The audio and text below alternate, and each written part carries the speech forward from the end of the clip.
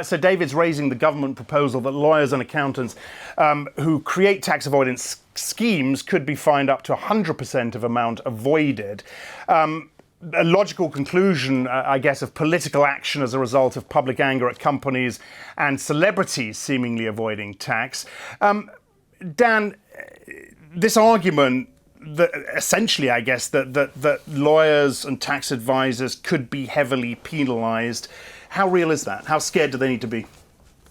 Well, the first iteration of these rules was pretty scary. You could have fines up to 100% of the tax avoided, and it could apply for anything that the revenue thought was an avoidance scheme, and they were able to successfully attack as such.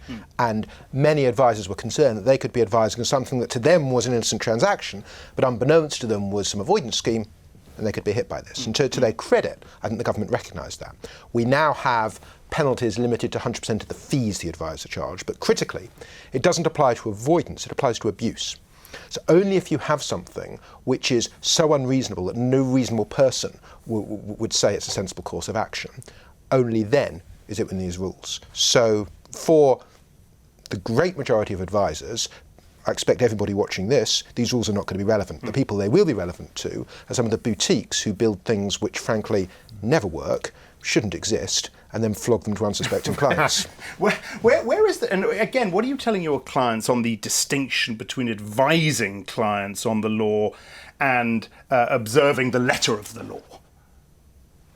Well, I think that ship has sailed a long time ago. These days, clients don't want to know from me, does this work? Technically, well, yes, they do, but they also want to know, how's this going to be perceived? If this ends up on the front page of the FT, are people going to think, wow, they were really sailing close to the line there, they shouldn't have done this, it's unethical, or are they going to shrug their shoulders and move on? People are keenly interested in how anything tax related will be perceived, and that's going to continue for a while. But is there concern? Is there worry? For sure. Is it lessening now, that concern, would you say? No, not remotely. If you're doing anything remotely complicated, and we're in Canary Wharf, all the buildings around us, anything these banks do is going to be complicated, that could be viewed by an unsympathetic journalist as being tax avoidance. You look at elements out of context, misunderstand other elements. So it's a very difficult path for anyone seeking to build a tax strategy and build transactions. They're going to survive that kind of scrutiny. I think we're also now seeing that changing actual business behaviour retrospectively perhaps as well.